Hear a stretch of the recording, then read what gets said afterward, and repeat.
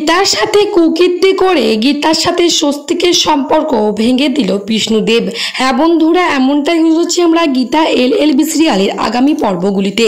গল্পের শুরুতে দেখতে পেয়ে যাই বিষ্ণুদেব যে একজন চরিত্র খারাপ মানুষ সেটা খুব ভালোভাবে জানতো ইলিন এবং মেহেক। তাই তো ইলিন গীতাকে সাবধান করে আর বলে, গীতা বৌদি ওই বিষ্ণুদেবের কাছে কিন্তু তুমি যাবে না, বিষ্ণুদেব খুব একটা ভালো মানুষ নয়। তখনই গীতা বলে, আচ্ছা ইলিন, কিন্তু বিষ্ণুদেব আমার ক্লায়েন্ট, তাই বিষ্ণুদেবকে জিজ্ঞাসাবাদ তো আমাকে করতে হবে। মেহেক বলে, গীতা বৌদি তুমি ওর ক্লায়েন্ট হচ্ছে ঠিক আছে, ওকে ও নির্দোষ, ওকে জেল থেকে বের করার চেষ্টা করছো, এটাও ঠিক আছে, কিন্তু ও যে চরিত্র ওর ভালো নয়, তাই আমি বলছি ওর থেকে সাবধানে থাকবে। ও শুধু একটা নয়, ও অনেকগুলো সম্পর্কের সাথে জড়িত ছিল। সেই সমস্ত কথাগুলো সবই ছাদের ওপর থেকে শুনতে থাকে স্বস্তিক। গীতা স্বস্তিকের কাছে এলে স্বস্তিক গীতাকে জড়িয়ে ধরে আর বলে, গীতা একটা কথা বলবো? গীতা বলে, হ্যাঁ বলুন স্বস্তিক বাবু। স্বস্তিক বলে, আমি চাই তুমি এই বিষ্ণুদেবের সাথে যেন না মেশো।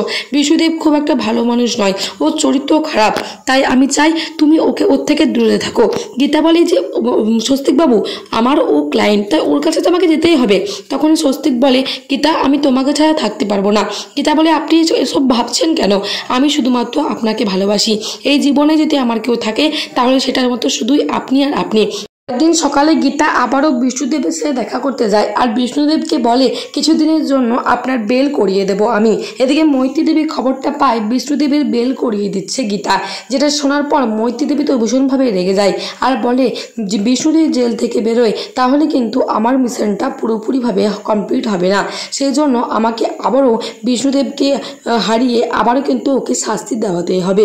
এদিকে তো বিষ্ণুদেব জেল থেকে বেরিয়ে আসে আর বিষ্ণুদেব মনে মনে ভাবতে থাকে, গীতা আমি তোমাকে ভালোবেসে ফেলেছি, আমি মানছি তুমি একজন প্রেগনেন্ট, কিন্তু তোমার প্রেমে আমি মুগ্ধ হয়ে গেছি, তাই আমার তোমাকে চাই। তারপরেই গীতাকে ফোন করে বিষ্ণুদেব আর ফোন করে বলে যে, আমি আপনাকে প্রমাণ সমেত কোনো কিছু কেসটা নিয়ে একটা কিছু কথা বলবো, আপনি কি আসতে পারবেন?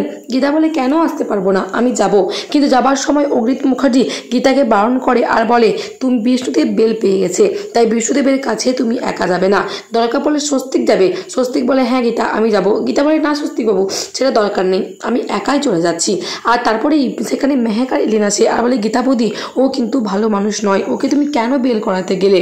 তারপরে গীতা কারো কথা না শুনেই শুধুমাত্র বিষ্ণুদেবের প্রমাণের আশায় বিষ্ণুদেবের কাছে চলে যায়। আর বিষ্ণুদেবের বাড়ি যাওয়ার সময় সেখানে বিষ্ণুদেব তার গীতার জুসের মধ্যে কিছু ঘুমের ওষুধ মিশিয়ে দেয় আর তারপরেই গীতাকে খাইয়ে দেয়। আর তারপরেই গীতাকে বিছানাতে নিয়ে গিয়ে সেখানে গীতার সাথে কিছু খারাপ ফটো তুলে স্বস্তিককে পাঠিয়ে দেয়, যেটা দেখে তো গীতার ওপর প্রচণ্ডভাবে রেগে গেছে স্বস্তিক। গীতা কোনো কিছু বুঝতে পারে না, গীতা ঘুম ভেঙে যায় এবং গীতা উঠে দেখে যে সে এখানে এখনও কি করছে।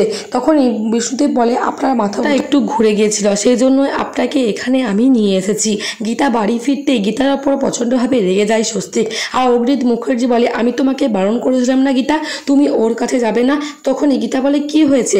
স্বস্তিক তো কোনো মতেই রাগ কাটতে চায় না গীতাকে, গীতার সাথে কথা বলতেই চায় না। স্বস্তিক আলাদা ঘরে ঢুকে কান্না করতে থাকে। গীতা গিয়ে দেখে স্বস্তিক কান্নায় ভেঙে পড়েছে। বলে, স্বস্তিক বাবু আপনি কান্নাকাটি কেন করছেন? গীতা বলে, কান্নাকাটি করবো না গীতা, তুমি আমাকে ঠকিয়েছো। যেখানে আমাদের সন্তান আসতে চলেছে, আমাদের এত একটা খুশির খবর আসতে চলেছে, সেখানে তুমি একটা পরপুরুষের সাথে মেলামেশা করছো। গীতা বলে, আপনি কি বলছেন কি স্বস্তিক বাবু, আপনি কিন্তু মুখ সামলে কথা বলুন। স্বস্তিক বলে, মুখ সামলে কথা বলা তুমি কি রেখেছো গীতা? এই দেখো, এই সমস্ত ফটো ভিডিওগুলো দেখো। তারপরে বিষ্ণুদেব যে ফটোগুলো পাঠিয়েছে গীতাকে নিয়ে এক বিছানায় শুয়ে, সেই সমস্ত ফটোগুলো দেখে গীতা তো পুরোপুরিভাবে অবাক হয়ে গেছে। আর বলে, স্বস্তিক বাবু তাহলে এই সমস্ত কুকীর্তি ওই বিষ্ণুদেব করেছে? বিশ্বাস করুন আমি এর মধ্যে কোনো কিছু জানি না। আমি যখন যাই তখন আমাকে একটা জুসের গ্লাস ধরিয়ে দেয় আর সেই জুসটা খেয়ে আমার মাথাটা ঘোরাতে থাকে, তখনই ওই কুকীর্তিগুলো করেছে। স্বস্তিক বাবু আপনি আমাকে ভুল বুঝছেন না তো? স্বস্তিককে অনেক করে বোঝায় গীতা আর গীতা জড়িয়ে ধরে স্বস্তিককে কান্না করতে থাকে, কিন্তু স্বস্তিক কোনো মতেই মানতে চায় না এই কথা। তাহলে বন্ধুরা, স্বস্তিক কি তাহলে এবার গীতাকে ডিভোর্স দিয়ে দেবে, আর নাকি গীতা প্রমাণ সাবেক বিষ্ণুদেবকে কষিয়ে থাপ্পড় মেরে সবার সামনে প্রমাণ করে দেবে যে বিষ্ণুদেব তাকে ফাঁসিয়েছে? এই বিষ্ণুদেবকে বাঁচাতে গিয়ে ক্ষতি হয়ে যাচ্ছে গীতার, তাই কি বিষ্ণুদেবকে আবারও জেলে ভরে দেবে গীতা? তোমাদের কি মনে হয়? আর এটা হলে কেমন লাগবে অবশ্যই কমেন্ট বক্সে করে যাবেন তোমাদের মতামত।